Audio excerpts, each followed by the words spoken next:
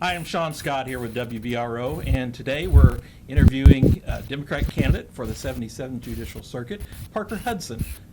Hi, everybody. So, Parker, thanks for stopping here to the studio. One, thanks for your civic duty as making yourself a choice for candidacy in the prosecutor's race here in Crawford County. But first, I'd just like you to introduce yourself. I know you, but tell everybody else who you are, where you come from, a little bit about your family. No, absolutely. So again, my name's Parker Hudson. I was born and raised over in Milltown. Grew up on Church Street right there, just a couple houses up from Maxine's Market.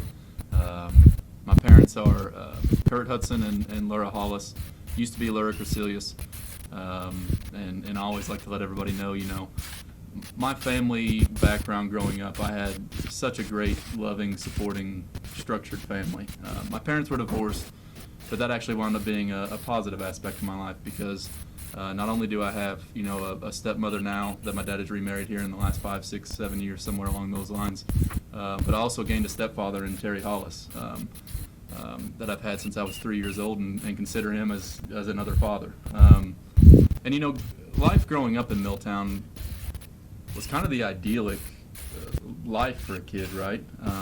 Like I said, I was fortunate to have parents that loved me, and but I also had a community in Crawford County and in Milltown that is just unmatched anywhere else. When you have a community like Crawford County, everybody knows everybody. Everybody knows your family. You get in trouble at school, you're more worried about the teachers calling your parents than you are about getting in trouble at school. And so I had a really fortunate childhood. My dad was town board president in Milltown for a number of years. I had a good role model in that aspect and somebody that was a mentor and somebody I could look up to, and really got a good inside look at what it takes to serve the community. And Dad was a devoted town board president. Absolutely. And yeah. He had people showing up at the house at 7, 8 o'clock at night, and he always made time to talk to them. And I kind of carry those same values into my own life. When people call into the prosecutor's office and they want to talk, I always make it a point to try to make time for those people. My grandmother was Ernestine Cracilius, and my grandfather was Mose Cracilius. And anybody that knows or remembers Mose Cracilius, Mose was granddad, as I call him. He was also politically steeped in the political climate of Crawford County too. And overall, growing up, I had a great life. Graduated from Milltown Elementary, went on to Crawford County High School. Wound up graduating from Crawford County in 2011. I played basketball. Some people may remember me from that. You'd probably remember me a little bit more if we'd have won a sectional, but that didn't happen, unfortunately. So had a good time and learned a lot from my coaches as well.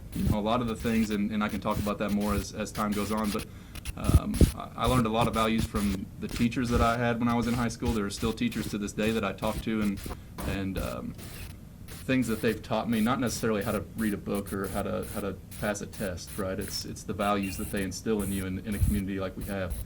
And so I graduated from Crawford County High School, and it's been history ever since. I went on and got all my degrees and all that good stuff. So let's talk about that. You graduated from the high school. Did you have any plans or ambitions? How did you end up in the prosecutor's office? So you left Milltown in May of, whatever year, 2011. And then what happened from there? Well, it's kind of a long story, but one of the biggest parts that I left out about my family, that was my childhood. But I also met, my now wife was my high school sweetheart my senior year in high school. So I met her.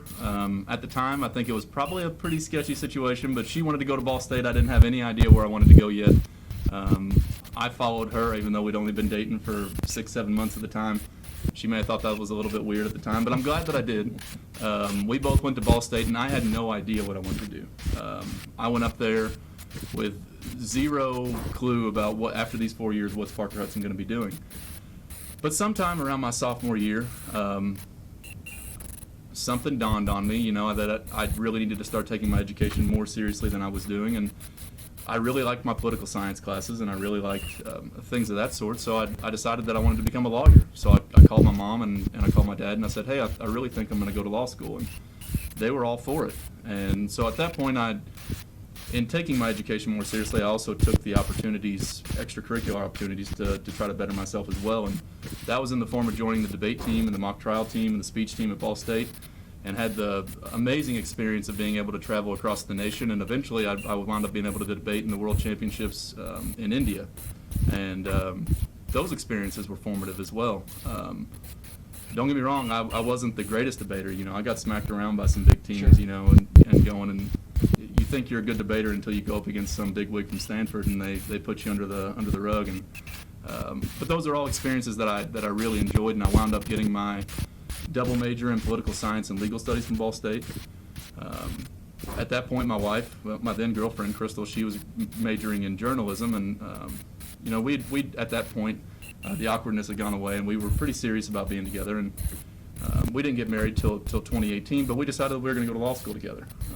So we applied around to different places, and was really kind of hoping to get into IU, but neither of us got in, and University of Kentucky did give us both an opportunity. So that's where we went. We went to the University of Kentucky College of Law, and man, I had a good experience there as well.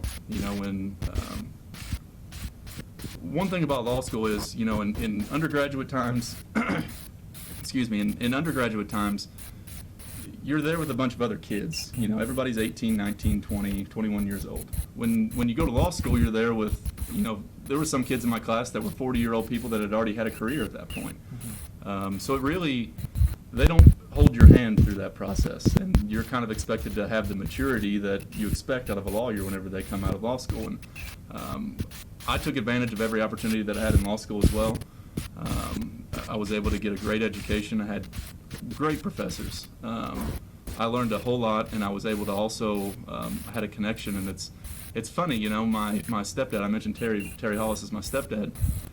There's always the old adage, you know, that it's not about what you know, it's about who you know. Right. And my stepdad's an avid hunter. He duck hunts across the country, even goes into Canada every now and then. And he had made a contact with a guy named Troy Hart. And Troy just so happened to be the managing partner of a firm in Georgia, South Carolina, Florida, places like that. And they were opening up an office in Lexington. So Troy just offered me the ability to clerk and intern for them over the summers while I was in law school, and so I did, and we did insurance defense and workers' compensation work, and we represented companies such as Amazon, big coal mining companies. But I quickly learned, and eventually once I graduated law school and I passed the Kentucky bar exam, they offered me a full-time job, and I took it as an attorney there. And I quickly learned that my personality is, I kind of have a bleeding heart for some people, and I'm more of a person that likes to represent the little guy rather than the big guy. And we had some cases that really just kind of struck me the wrong way. You know, I was getting stressed out about it, and we were basically just kind of putting it to the little guy, and I was really struggling with that. And you wanted to be the Aaron Brockovich. Yeah, exactly. And that wasn't happening at the time, and so it almost like a sign from God, you know. About a week, within the week of me having a case that just went, you know, left a sour taste in my mouth, I get a call from Cheryl Hillenberg in November of 2018. And she said, "Hey, I just won the election. I've got a chief deputy spot open." And I said, "Well, I wish you would have told me before I bought my house 2 weeks ago." But that's water under the bridge. But you know, so then I jumped on it. You know, me and my wife slept on it for 2-3 nights, and I said, let's do it. You know, not only is it going to be something that I think I'll enjoy more as a legal profession, it's also back home, which is where, right. You know, and anybody that knows Crawford County knows there's not many attorneys back here. Right. And if you want to be an attorney back here, most of the time you either got to find a job in the prosecutor's office or the courthouse, or you've got to do every bit of law under the sun to be able to keep the practice open. Right. And as a young attorney, I just couldn't do that at that point. So it was an opportunity to change my profession and to also come back home. In the meantime there, I'd gotten married to Crystal back in 2018. And just to wrap up my family portion, you know, now we have a house over in English, and we just recently bought a property over in Leavenworth, and we've got my little baby girl, Palmer Kay, and she's, gosh, I think she's 16 months old now. It's hard to believe, you know, time flies. There's a point where you quit counting months. Yeah. And you just say she's 2. Yeah, exactly. I think the 2-year mark. You got a is beautiful probably, baby, well, beautiful family. I like to think so. Yeah. And being a father has also changed my perspective on so many different things. You know, it's they say, you know, that everybody tells you that it changes your perspective, but you don't really understand it until you are a father yourself, and you know that. And that has been probably one of the most defining experiences that I've had, you know, and that's why it's so hard on the campaign trail this year. If it was just me and my wife, I wouldn't mind getting home at 8:30, 9 o'clock every night, but most nights I get home and baby's already asleep, and I wake up and I'm off to work the next day before she's awake. So that's been a rough portion, but you know, overall I'm blessed to have the family that I do, and I'm blessed to be raising a family of my own. But to get back on point of the experience portion, when I came into the prosecutor's office, the only criminal law experience that I had at that point was I had interned for Judge Law back in 2014, maybe. It was when I was an undergraduate. I had done an internship in the Crawford County Prosecutor's Office, and then I'd done an internship in the judge's office. And that was my exposure to criminal law, other than my criminal law classes in law school. So it was a real learning experience. You know, I came in very green, and you know, I had to pass the Indiana bar. That was another fold in the whole mix of things. Had to pass the Indiana bar after I'd already passed the Kentucky bar. So in the meantime, you know, I started as an attorney, passed the bar in Kentucky, had to come back here, take the Indiana bar in February of 2019, and in the meantime, after I'd got took the test but hadn't learned my results, I was allowed to be in the prosecutor's office as a paralegal. Probably the most underpaid paralegal. You know, as I could practice law in Kentucky, I just couldn't in Indiana at the time. Right. And enjoyed my time there. And at the time, Cheryl had Dan Wilkinson, who was the previous elected prosecutor in Spencer County. Correct. And he was a fantastic person to really kind of learn from, and to take under his. He took me under his wing on a lot of things, and Cheryl has throughout the whole 3.5-year process. But through you know, it started off and it was a little rough there at the start. I didn't really know what I was doing a whole lot. I was trying to get my feet underneath of me, but you know, sometime around the year mark, I started getting more confident, and then sometime around the 2-year mark, I started feeling actually pretty confident in things. And now we're here where I'm at today, and you know, the experience that I've had working with the same attorneys, judges, and law enforcement, dealing with big cases, you know, and small cases. You know, everything from a possession of marijuana case all the way up to a murder investigation. I've had those experiences, and not all of them have been easy, you know, but it's really been a transformative experience. It really has. I now see myself as a competent prosecutor that is able to do a good job as a prosecutor. Whereas if you'd asked me that at the year mark, I'm a pretty honest person. I'd have probably told you, hey, I'm still trying to get my feet underneath of me. So that's kind of my experience in a nutshell. You know, I went to undergrad, went off and got my law degree, came out and did a little bit of civil work, hated it, and came back, and now I'm doing a job that I love in a community that I love as well.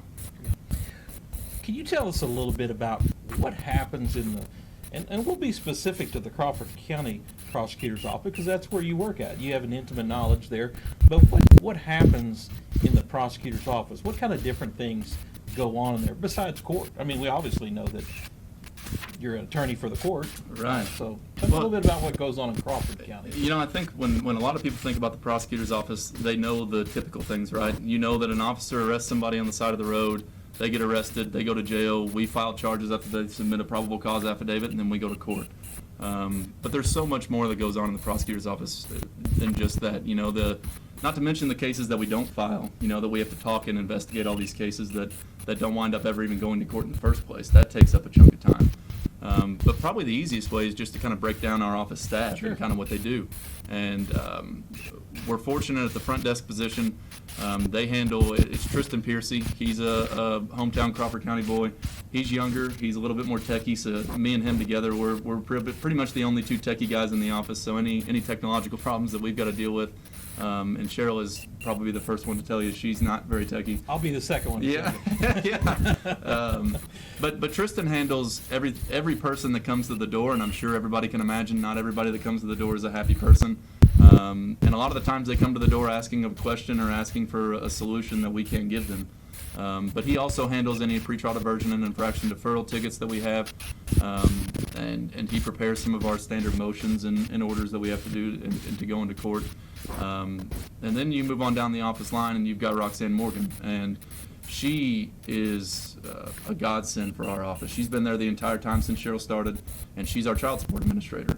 And unless you pay child support or you're the recipient of child support, most of the time you don't know that child support is handled through the prosecutor's office. And most offices have 3, 4, 5, 6 people working child support, and we just have one.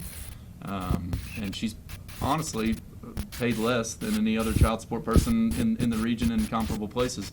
But she does the work of 3 people, and I can't commend her any more than that. I mean, she's a great asset to have, and she focuses primarily on just child support. And then you've got Sherry Newton, which anybody that knows Sherry Newton, if you're from Crawford County, you probably do. Sherry is a bulldog, and she's our paralegal investigator. She does everything from, if I have any court issues or if I have any investigations, she's right by my side. We've got a murder case coming up in February, and she's going to be sitting alongside me in that whole trial. And we call Sherry the Snoop, and it's because Sherry is a Snoop. And it's always nice as an employer to have a worker that does something because they want to do it, not because you tell them to do it. And Sherry is that type of person. Sherry comes into work every single day, and she wants to go get the bad guys. Right. And it's so refreshing to have somebody like that in the office with their own motivation to go out and do that. And then you've got myself and Cheryl who handle the remainder of the things. And one of the biggest things that's left that the prosecutor's office does is the administrative aspect of everything, which the prosecutor's office is a business. And it's a government business, but you have a budget that you have to work with. You've got to work with the auditor. You've got to work with the county council and the commissioners, the clerk, the court. You have all those other agencies that at all times are either asking you to do something or you're asking them to do something. And that takes up more time than you would think, whenever you have to deal with those administrative issues as well. And I've been fortunate throughout my entire time in the prosecutor's office to have Cheryl be the mentor that she's been, right? Cheryl and I disagree on things as any 2 people would. We have different outlooks on things. I'm younger than she is, so I have different perspectives on things, and that we kind of butt against each other, but we wind up shaking out to a good solution in the end. But one thing's for certain, and that is having a 30-year career prosecutor to cut your teeth underneath of has been invaluable. She's taught me so many things from her successes and failures over the past, and she treated me the way that I wanted to be treated, which was give me the rope and let me hang myself if I'm going to do it. Throw me in the deep end and let me swim, and if I drown, I drown. And she let me do that throughout the whole time, and that's how I learned best. Put me under pressure and let me perform, and that's what I did. She knew from the outset. She told me when she called me in November 2019, she said, "This is my last term, and I want somebody that's going to come in and learn from my experiences, and somebody that I trust that will come in and further the county, the benefits to the county." And so I've been trying to live up to that expectation the whole time, and she set a pretty high bar. But I'm confident that the things that I've learned, and again, I'll do things differently than Cheryl did and does, and that's not a knock against Cheryl. It's just a different style Sure. of things. But yeah, and that's pretty much, when you think about the prosecutor's office, it's more than just going into court and having jury trials. It's so much more than that, and I've been so fortunate to have been hands-on and touched everything that will be required of me in the exact office that I'm seeking. And when it comes down to it, that experience, in my opinion, has been invaluable in making me confident that I can run the office well. What's been a high point in your 3.5 years at the prosecutor's office? Oh gosh, there's been a lot of high points. If I had to pick one, let me back up a little bit. So, a highlight as a whole, it's such a rewarding experience being a public servant in general, right? When you're representing big coal mine companies and Amazon, you never walk home with that, feeling in your stomach or that you've done something good, and every day when you go home from work and you know that you've gotten a victim their property or their money back, or that there's a child molest victim that you got justice for, that makes the whole job of being a prosecutor a highlight. That's the thing. Those are the things that I am able to experience and see every single day that make the job as a whole a highlight. You know, it's so much more rewarding of an experience than any other area of law that I've had the chance to practice. And so overall, my entire 3.5 years have been a highlight. But and don't get me wrong, the jury trial wins. It's hard to top that feeling whenever you get a jury verdict to come back and say guilty. That's a very rewarding experience because there's so much time, effort, tears with the victims, you know, spent throughout the whole process that's incredibly rewarding as well. But I have to say personally, probably my personal highlight that I had was somewhere around the year mark whenever I was in the office.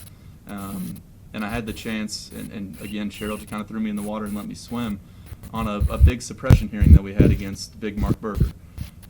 And anybody in Crawford County, if you don't know the name Mark Berger, he's been a long-standing attorney for a number of years. And I don't know, Mark, you've been saying you're going to retire for the last 3 years. It's coming at some point.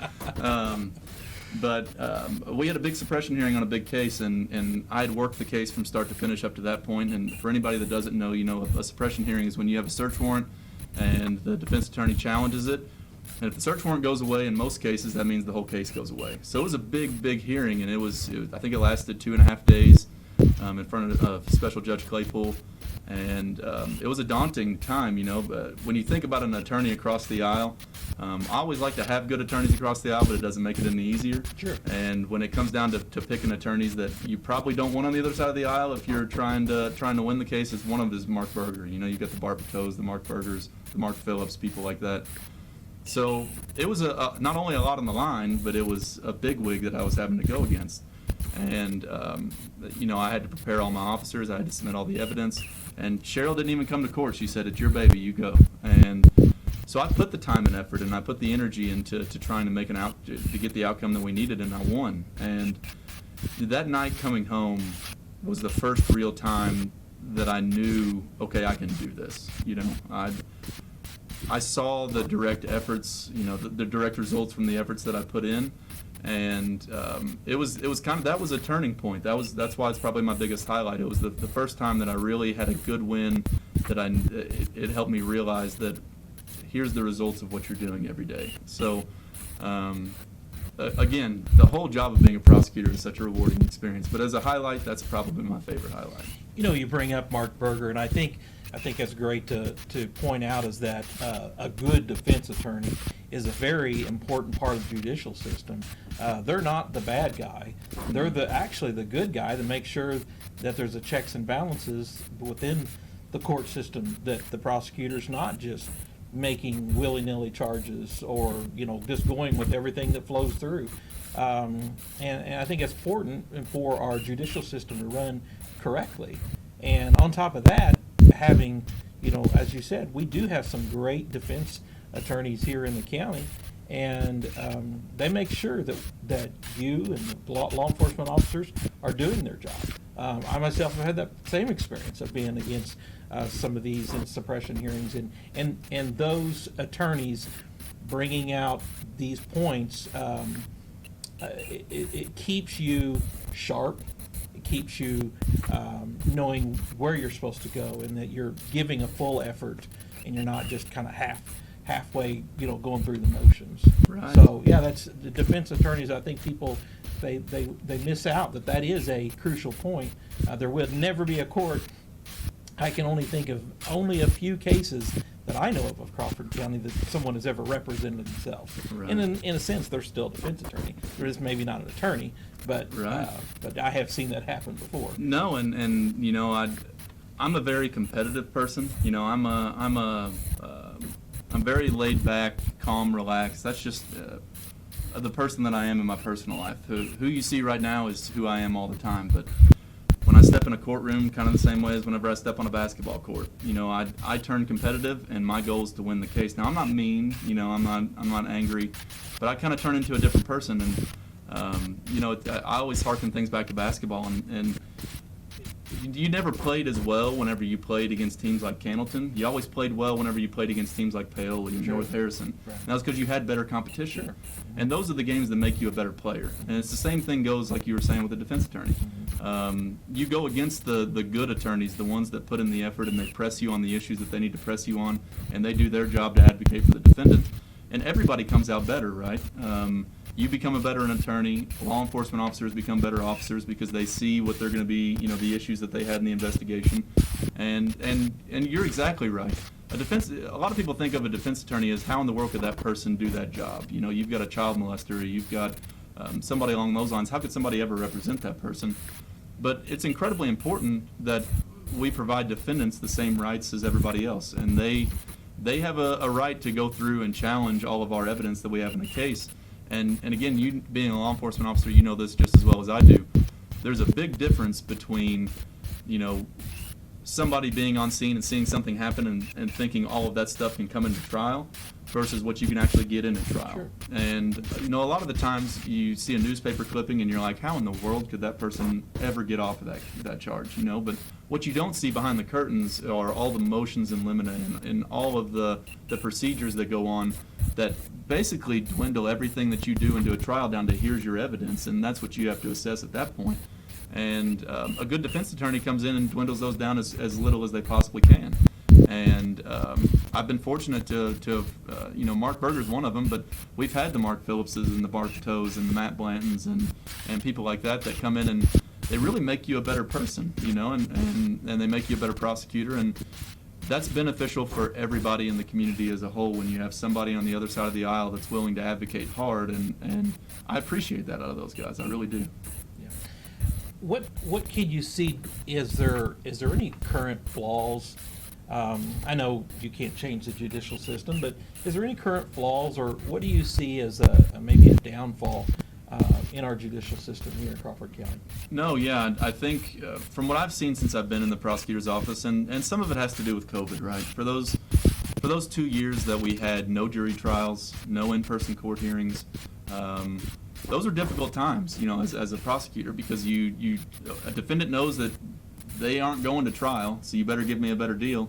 That was some really some pretty low points, and it created what I think the biggest flaw that I see right now is that cases take so long to get to disposition. And it's not fair not only to the victims in the community or the people in the community that aren't necessarily directly affected, but they know that person lives near them and they've been a problem.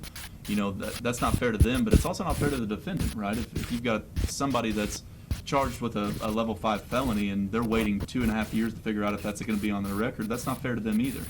And we've had a lot of cases, partly due to COVID, where a year and 3 months, year and a half later, and we're still dealing with the case. And my goal as a prosecutor is to try to fix that flaw. And there's ways that you can do that by essentially just putting in more work on the front end, and you as a law enforcement officer know it as well.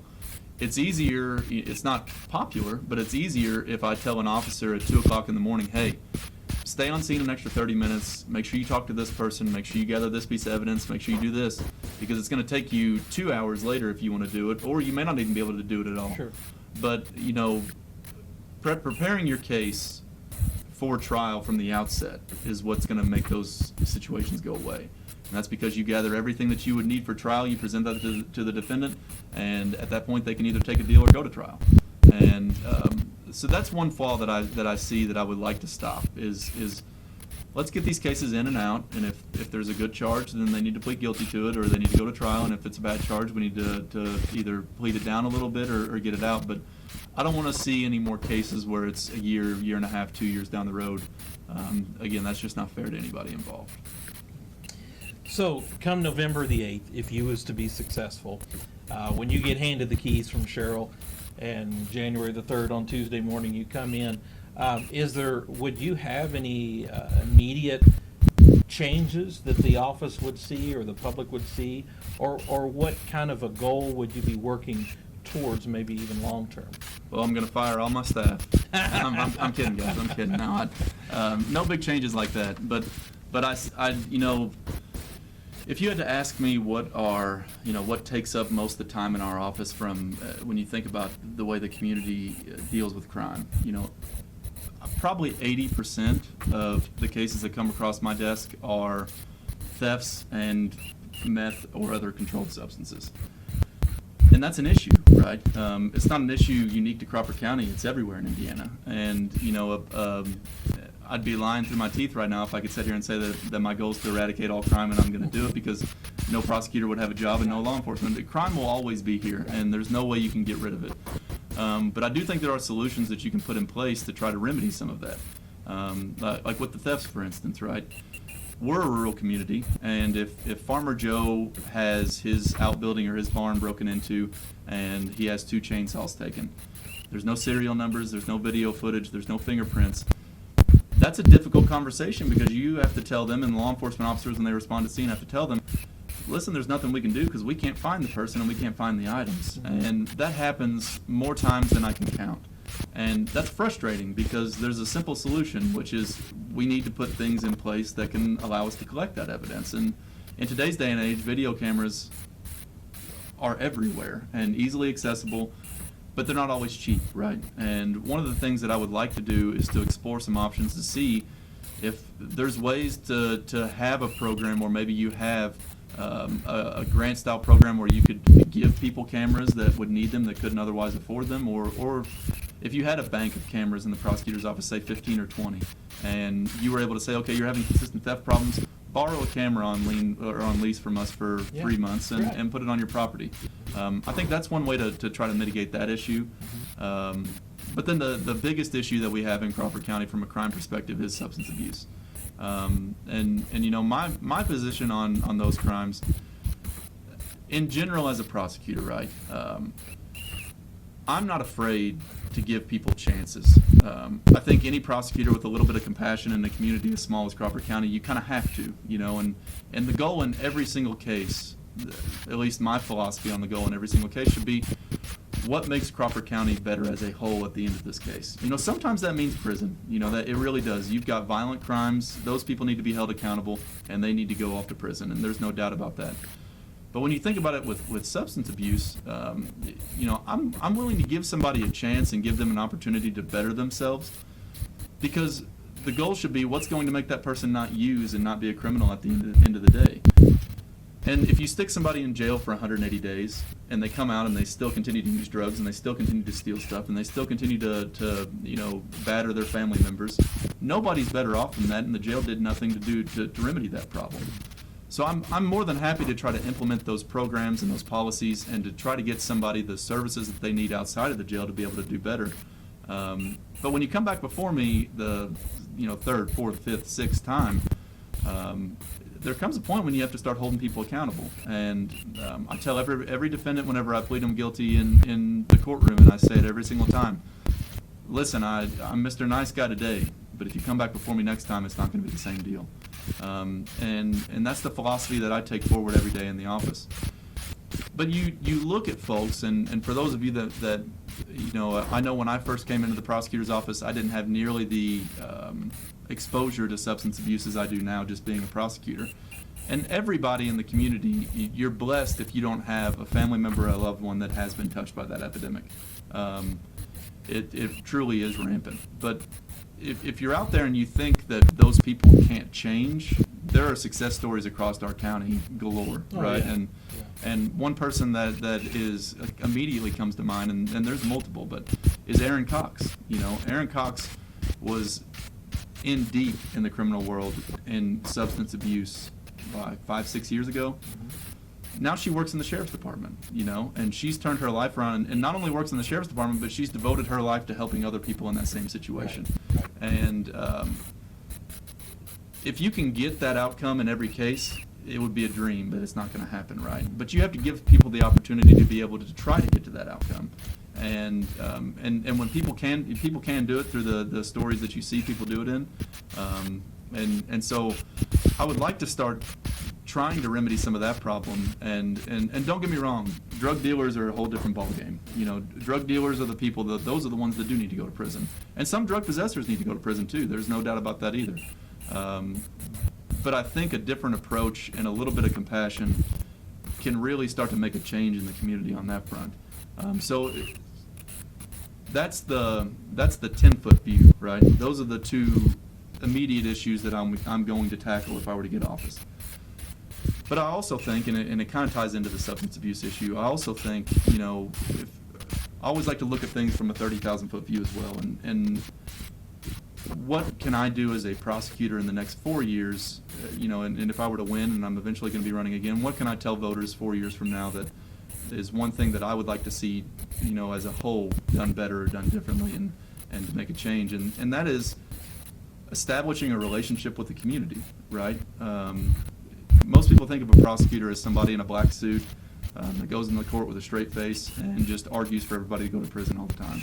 And that's not healthy, right? That's not a healthy way to approach a situation, especially in a community like Crawford County, where everybody that comes before you as a defendant or a victim, you either know or somebody knows Sure. them. And we're blessed in that aspect, right? We have the ability to look at a case and know more than just what the probable cause affidavit says. And but to gain those people's respect, right?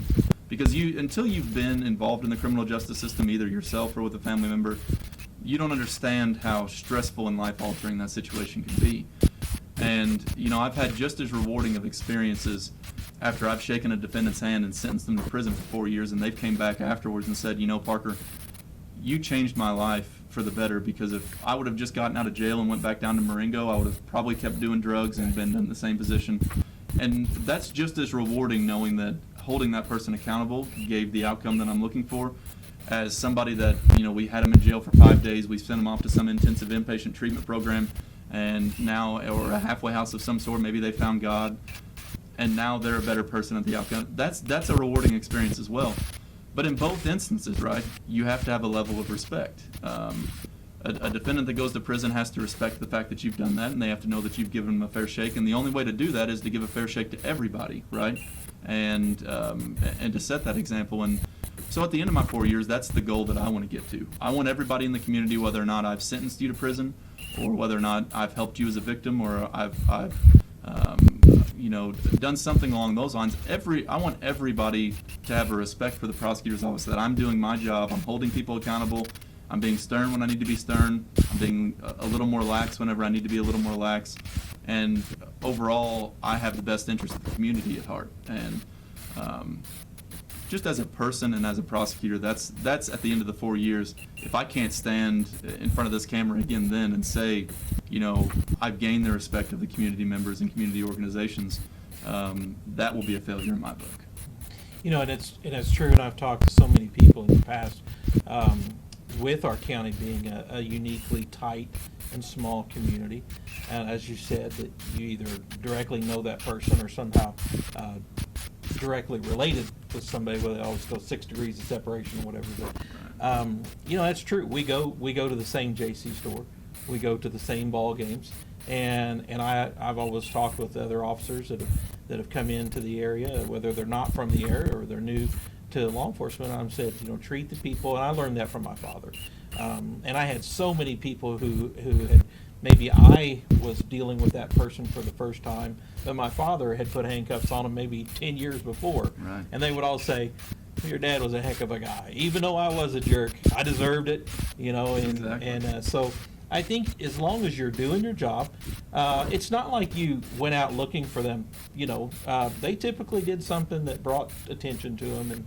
But there again, just because they're sitting, on the left-hand side of you in a courtroom doesn't mean that you can't, good morning, how you doing, Exactly. whatever. And because they could bond right out, and you could be standing in line at the JC store, or again sitting at a ball game, or picking your kids up at the Boys and Girls Club or whatever. So I think it's great that you. And I mean, if you're in Crawford County and you're not a humble enough person to understand, the poverty that we have in the community, and the drug epidemic that plagues so many of our families, if you're not humble enough to realize and recognize that sometimes those folks just didn't have the same opportunities that somebody like myself did, having a good, loving family. My parents didn't make a bunch of money. We were a middle-class family.